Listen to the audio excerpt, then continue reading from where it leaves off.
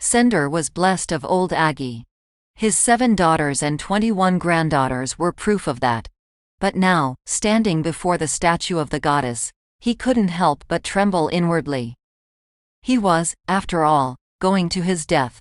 Sender pushed a long lock of thin, gray hair back on his head, washing his genitals in the pool of water at the statue's base, and turned, kissing his fingers and pressing them to the statue's lips, begging forgiveness for sins against his family and protection for the road ahead, knowing that only one of those prayers would be answered. The stone had fallen to him, after all. Sender bowed his head in a final supplication and stepped out of the water, turning and walking into the white sands that surrounded the short, squat building. He wrapped a length of cloth about his head and took out the round, smooth pebble that had decided his fate. He cast it into the air, letting it fall to the earth, then kneeling to look at it carefully, squinting at the arrow carved into it. He picked it up again, shouldering the supply of water that would not last him more than a week, and walked into the desert, following it. When he came upon the ruins of the first homes, those oldest ones which were now abandoned, he rested. He should have known better, especially since the ghosts of the dead are always close in the desert, but he didn't care. He was tired, his feet were blistered, and night had been upon him for hours. And he felt lonely. Sender had slept beside his wife for 38 years, and now, he felt naked and cold without her warmth. He closed his eyes, trying not to listen to the voices in his head, when he heard a different one entirely. "You are old, Sender of Dianoma. Why do you walk this desert?" His eyes opened quickly, turning and looking, seeing a butterfly resting on the edge of the wall. He immediately leaned up, then lowered himself, his forehead touching the ground. "Lord, you honor me." The voice did not continue to speak. Sender cursed inwardly when he realized that he had not answered the question. "I am the new seeker, my lord. The lot fell to me, and being of a great many daughters, I was sent in spite of my age." The voice was again silent, but when Sender raised his head, he saw that the butterfly had taken flight, wafting through the air like a leaf. He grabbed his pouch of water, his bag, and hurried, following it, deeper into the desert, deeper into the cold night.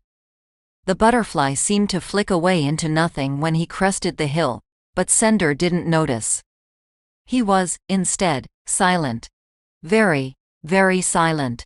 Before him stretched a ruin unlike any he had seen before, and Sender had been a traveler in his youth, tasted the dead waters to the north, seen the walls to the south. But this, it stretched for ages. Maybe miles. Maybe further.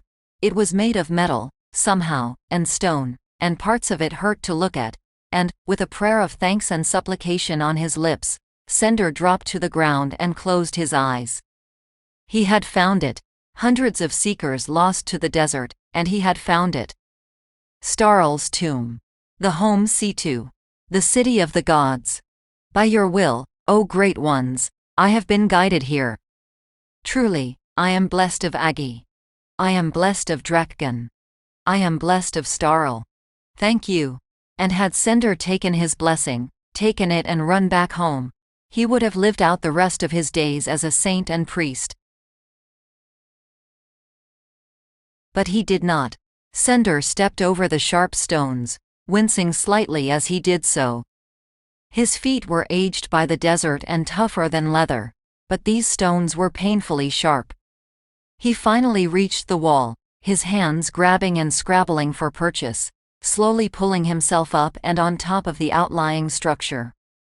Inside was cooler already, by the will of the gods, and as Sender dropped into the cracked courtyard, he felt a sense of ease wash over him. The gods had allowed him entry. Surely, he was blessed of them, to the point of being the next prophet perhaps. This was, after all, no vision. This was real. He walked toward the large, open doors and stepped into them, smiling, not even noticing the deep cuts in the floor or the lingering smell of sulfur. He walked into the building, feeling his spirit lift as he gazed up at the seemingly endless ceilings, the deep corridors off either side of it, the endlessly twisting room. He walked down it, choosing a door at random and marking the entrance with his stone, then entering it. He explored, finding the works of the gods littered and skewed about the room, laying broken and destroyed. He sighed, turning to leave as he realized the true treasures would be far deeper in the city. As he turned to leave it, he bent to pick up his rock, and found it missing. His eyes narrowed at the floor, looking for it, realizing that he'd foolishly discarded his mark of office and purpose. And then he heard it. It was a roar, but unlike any he had ever heard. A sound worse than those the demons made when they were butchered. And it was quite close, he feared. So, he did what every coward who knows he is going to die does. He ran. Senner's legs were old and tired, but the desert makes strong folk, and he could run. The doors were gone to wherever the ancients send such things as displease them, and Sender instead ran for a different path, hoping that somehow he would be given exit, that the gods would forgive him, even though he knew that they would not. He hurried and ran, deeper and deeper, hearing the walls turning and crashing behind him, breaking into nothing as he heard the thing's voice calling to him.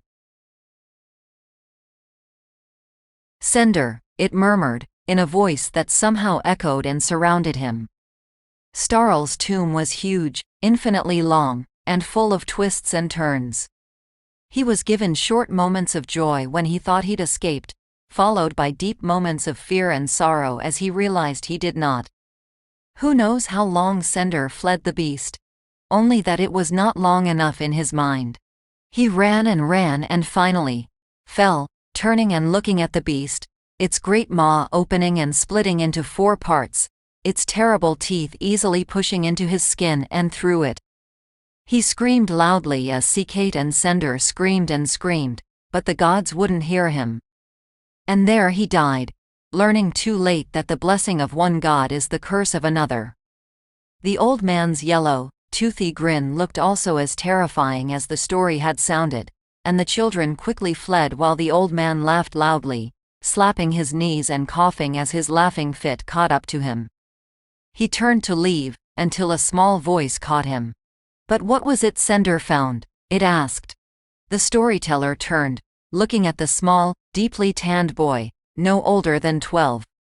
What did he find? The man asked. Why, he found just what he thought he found. The home situ. The city of the gods. TroyL's tomb. The little boy shifted on his feet some, licking his cracked lips. So, was he blessed? He asked. The old man's smile stretched across his face again. Of course not, he said, laughing. He was cursed. There are some secrets no one should have to discover. But, the little boy continued, he found the home situ. Isn't that a blessing?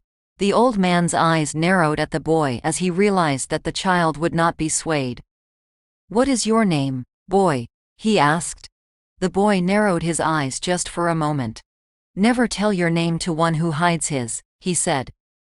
The ancient man laughed loudly. Wise boy. Follower of York, are we? He asked, then smiled and nodded at his own question. I am called Benedam, he said.